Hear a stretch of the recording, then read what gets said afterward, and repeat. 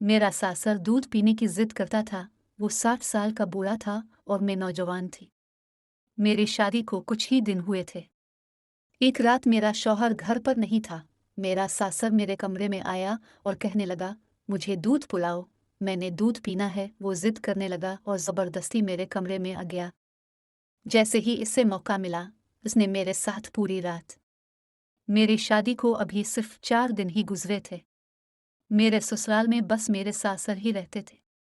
शादी की रात मेरे शौहर अख्तर ने ख़ास तौर पर कहा था कि मेरे अब्बा को बहुत गुस्सा आता है, वरना वो गुस्से में पागल हो जाते हैं। 4 दिन से मैं भी यही देख रही थी कि जब भी अख्तर को आवाज़ दी जाती, उसकी रंगत जल्द पड़ जाती। वो घबरा जाता और फौरन कमरे से बाहर निकल जाता। अख्तर की ये हालत देखकर मेरे दिल में भी सासर का बड़ा राग बैठ चुका था। 5वां दिन था जब सुबह ही सुबह अख्तर ने कहा कि आज हम बाहर घूमने चलेंगे। मैं बहुत खुश थी, मगर जैसे ही मेरे सासर ने अख्तर को पुकारा, वो फौरन कमरे से बाहर चला गया। बाहर से मुझे मेरे सासर के चीखने चलाने की आवाज़ें आ रही थीं। वो कह रहे थे, 4 दिन शादी के हंगामे में गुजर गए, तुम्हें एहसास भी है कि फैक्ट्री में तुम्हारी गैर हाजिरी की वजह से कितना नुकसान हो सकता है? और आज फिर तुम छुट्टी करके बैठ गए हो। फौरन फैक्ट्री जाओ और तमाम मजदूरों के सर पर खड़े हो ताकि वो ठीक से काम करें। तुम्हारी शादी मैंने इसलिए नहीं की कि तुम बस अपनी बीवी के साथ कमरे में बैठे रहो। यह सुनकर मुझे बहुत गुस्सा आया। अभी कुछ ही दिन हुए थे हमारी शादी को, और इन दिनों में भी मैं ही सब काम कर रही थी। नाश्ता बनाने के बाद भी मेरे सासर इसमें नक्स निकाल चुके थे। अख्तर ने मुझे मोहब्बत से समझाया था कि कबू की बात का बुरा मत मानना। मैं उन्हीं बातों में उलझी हुई थी कि मेरे सासर का मिजाज ऐसा क्यों है। लेकिन आज जो शोर शराबा उन्होंने मचाया, मैं तो डर ही गई थी। अख्तर जब कमरे में वापस आया तो इसका चेहरा यात्रा हुआ था।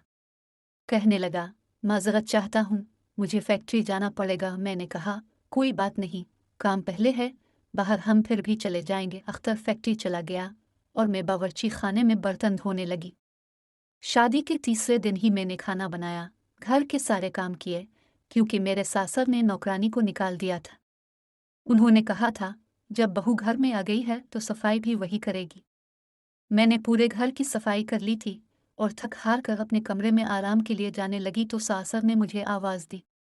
मैंने अच्छे से दोपट्टा ओढ़ लिया और उनके कमरे में चली गई।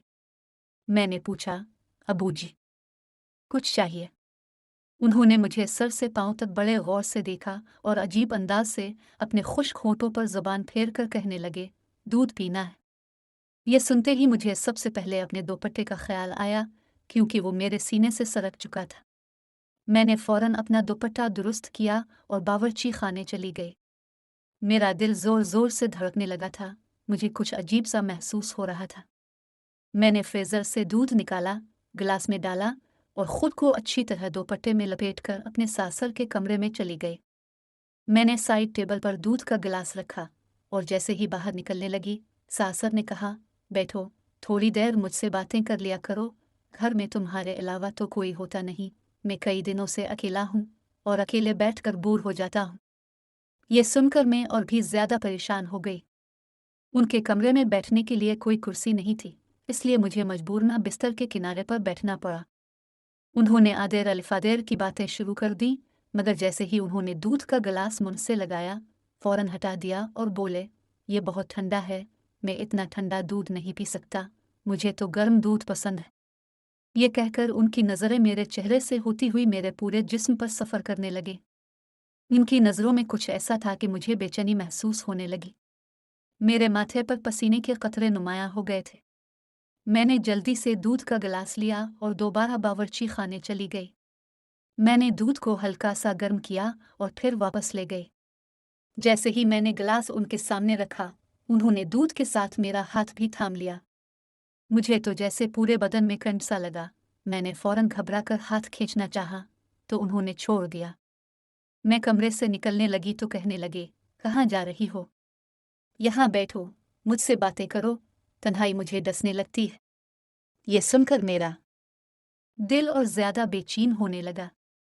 फिर कहने लगे, तुमने शादी के अगले दिन जो गुलाबी रंग का सूट पहना था, वो बहुत खूबसूरत लग रहा था। आज वही पहन लेना। ये सुनकर मुझे बहुत बुरा लगा। ये फरमाइश तो मेरे शौहर को करनी चाहिए थी, मेरे सासर को नहीं। जब भी अख्तर फैक्ट्री चला जाता, मेरा सासर मुझे अपने कमरे में बुला लेता, अजीब नज़रों से देखता, बार बार अपने होठों पर ज़बान फेरता और कहता, मुझे दूध पीना है, मुझे गर्म दूध करके दो। जब मैं दूध देकर जाने लगती, वो मेरा हाथ पकड़ लेता और कहता, मेरे पास बैठो, मुझसे बातें करो। मैं कोई बहाना बनाकर निकलने की कोशिश करती कि मुझे खाना बनाना है, बर्तन धोने हैं, मगर अब मेरा दिल बहुत बेचैन होने लगा था। मैं सोच रही थी कि अख्तर से बात करनी चाहिए, लेकिन कैसे? वो तो अपने बाप के सामने कँपता था, सर झुकाकर बस जी जी वो कहता रहता था। एक दिन मैं बावर्ची खाने में काम कर रही थी कि अचानक मेरा सासर वहाँ आ गया।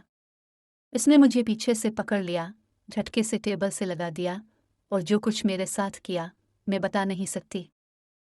मैं किसी तरह अपनी इज्जत बचाकर अपने कमरे में चली गई, दरवाज़ा बंद कर लिया, कुंडी लगा दी और बेड पर बैठ गई। मेरी सांसें तेज हो रही थीं, मेरा वजूद कांप रहा था। मेरी आंखों से आंसू बहने लगे। मैं सोच भी नहीं सकती थी कि मेरा सासर मेरे साथ ऐसा कर सकता है। मैंने फैसला कर लिया कि मैं अख्तर से बात करूंगी। प्यारे दोस्तों, उम्मीद है आपको हमारी कहानी पसंद आई होगी। अगर कहानी पसंद आई है तो वीडियो को लाइक करें और चैनल को लाजमी सब्सक्राइब करें। अगली वीडियो में मिलते हैं। शुक्रिया।